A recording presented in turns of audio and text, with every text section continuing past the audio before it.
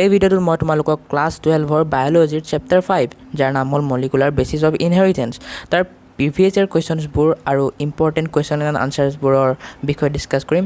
এই ভিডিঅ'টোক মই তিনিটা পাৰ্টত ভাগ কৰিছোঁ, part 1 and part 2 and part 3।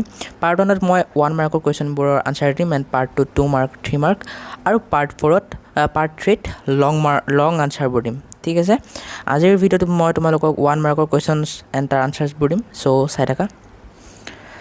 তোমালোকে মন কৰিবা মই ছাইডত এনেকৈ প্ৰিভিয়াছ ইয়েৰত আহিছিল সেইটো লিখি দিছোঁ যাতে তোমালোকৰ অলপমান সুবিধা হয়। চ' ফাৰ্ষ্ট কুৱেশ্যনটো হ'ল name the enzyme which help in unwind of DNA helix. আমাক সেই এনজাইমটোৰ নাম ক'ব দিছে যিটোৱে DNA হেলিক্সৰ আনৱাইণ্ডত হেল্প কৰে। চ' সেইটো হ'ব helicase. 2. What is template strand? Template strand কি? Answer: the strand of DNA that has polarity 3' to 5' and act as a template for transcription is referred to as template strand. DNA সেইটো strand যাৰ polarity 3' to 5' থাকে আৰু সি act কৰে এটা template হিচাপে ট্ৰান্সক্ৰিপশ্যনত। সেই strandটোকে template strand বোলে। What is function of DNA ligase? DNA ligaseৰ কি function? Answer: it is an enzyme which facilitates the joining of DNA strands together by catalyzing the formation of phosphodiester bond. মানে DNA ligaseৰ function হ'ল DNA strandবোৰক join লগোৱা। ঠিক আছে। 4 number কুৱেশ্যনটো হ'ল what R Okazaki fragments? Okazaki fragments কি?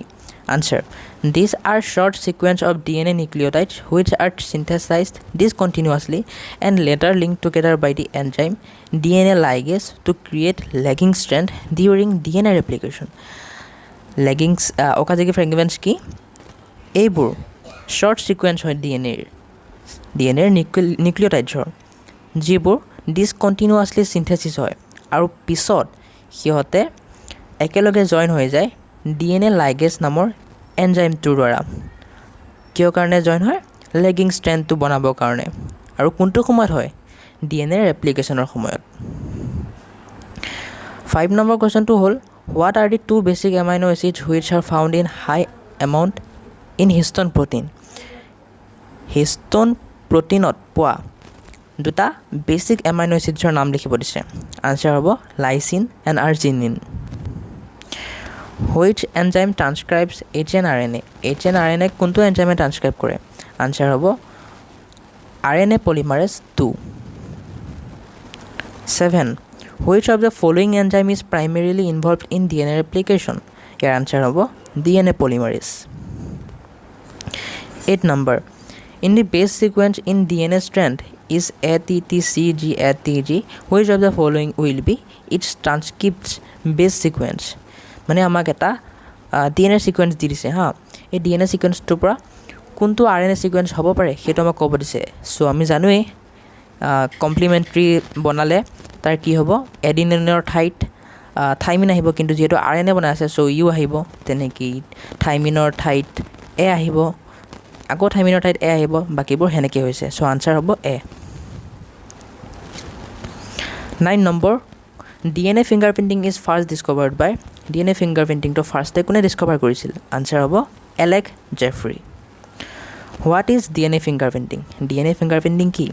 Answer DNA fingerprinting, also called DNA typing or DNA profiling, is a technique of determining nucleotide sequences of certain areas which are unique to each individual. DNA fingerprinting যাক আমি DNA typing বা DNA profiling বুলিও কওঁ। এইটো এটা technique হয় যাৰ দ্বাৰা আমি ডিটাৰমাইন কৰিব পাৰোঁ nucleotide sequence of certain areas. ঠিক আছে, which are unique two is individual. মানে আমি ডিটাৰমাইন কৰিব পাৰোঁ নিউক্লিঅ'টাইড ছিকুৱেঞ্চ কিছুমান স্পেচিফিক এৰিয়াৰ যিবোৰ সকলো মানুহৰ বাবে কি হয়? ইউনিক হয়। অ'কে। 11 নম্বৰ কুৱেশ্যনটো হ'ল the AUG codon is called? AUG কোডনটো কি বুলি কোৱা হয়? আনচাৰ হ'ব ষ্টাৰ্ট কোডন। 12 নম্বৰ কুৱেশ্যনটো what is a codon? 12 number কুৱেশ্যনটোত সুধিছে আমাক যে ষ্টাৰ্টিং কোডন কোনটো হয়? এইটো কুৱেশ্যনটো টাইপ ভুল হৈ গৈছে। চ' আনচাৰটো হ'ব AUG।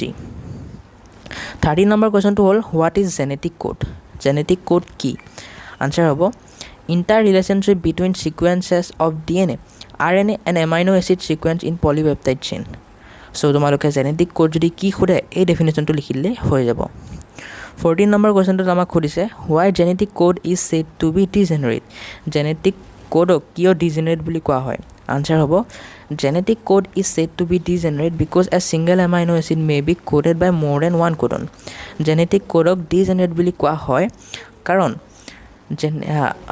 এটা ছিংগল এমাইনো এচিড বহুত সোপা কোডনে কোড কৰিব পাৰে চ' ষ্টুডেণ্ট আশা কৰোঁ ভিডিঅ'টো ভাল লাগিল লগ পাই আছোঁ পাৰ্ট 2ত যদি কিবা ভুল মান্তি হৈছে ক্ষমা কৰি দিবা